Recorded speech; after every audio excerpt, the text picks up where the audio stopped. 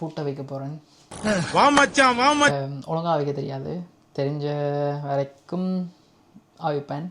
இது ஏற்கனவே அவிச்சிருக்கேன் முதலே. ஸோ பார்ப்போம் அப்படி வருதுண்டு. திருமுறையும் அவிக்க வந்து வித்தியாசம் வரும், ஏன்னா குலைக்கிறத பொறுத்து. ஸோ இப்போ செய்ய போகிறேன், எப்படி வருதுன்னு பார்ப்போம். என்னம்மா போடுறதுன்ற ஒழுங்கான நேம் தெரியாது, சும்மா அப்போ 2-3 மாண்டு வாங்கி வச்சுக்கேன். இதே வந்து அரிசிமா அது போடுறது வடிவாக தெரியும். அதை புப்பண்ட சைஸ் அளவு வந்து நான் அரிசின்றே தான் பார்க்கணும். இப்போ ரூமில் போய் எடுத்து வந்த பஞ்சு எனக்கு. ஸோ அதால் இதே யூஸ் பண்ண போகிறோம். இது 1/2 கப்பு தான் போடுறேன் நான். ஸோ யூஸ் பண்ணி பார்ப்போம்.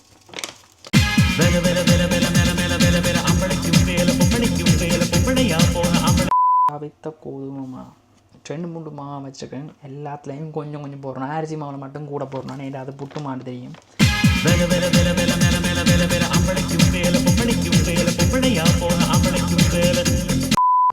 ஸோ சுடுதண்ணி ஊற்றியாச்சு. நான் கொஞ்சம் தண்ணி எப்பயுமே கூட வாவுறேன். நான் முதல் புட்டு செய்ய வந்து பிழைக்கிறது வந்து இதுதான். எனக்கு எப்பயுமே தண்ணி காணாத மாதிரி இருக்கும். சரி கொஞ்சம் விடுவேன், கொஞ்சம் விடுவேன். இப்போ திருப்பியும் வந்து காணாத மாதிரி இருக்கும். விடுவேன் அப்படி விட்டு போக வந்து எப்பயுமே கூடிடும் எனக்கு. அவனை சொல்லி நிறுத்துங்களேன்டா. ஸோ இந்த முறையாவது ஒழுங்காக செய்யணும்னு பார்ப்போம்.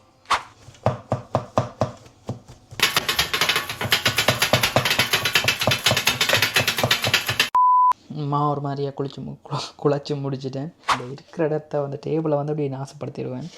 அப்போ இந்த அப்படியே க்ளீன் பண்ணணும்.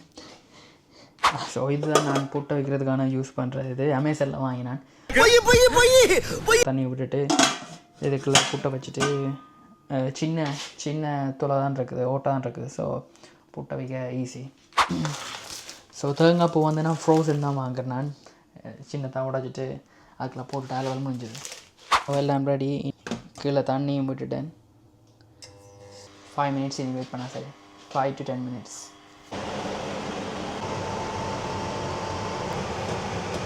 இதுதான் புட்டு கறி. இதான் சூடு ஆட்டிட்டேன்.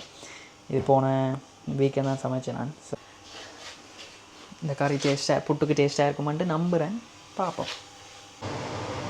ஸோ புட்டு அவிச்சு முடிஞ்சுது. பார்க்க நல்லா தான் இருக்குது. டேஸ்ட் பண்ணி சாப்பிட பார்த்தா தான் தெரியும் எப்படின்ட்டு. ஸோ அதுக்கு முதல் எல்லாத்தையும் கழுவி வச்சுட்டு போவோம்.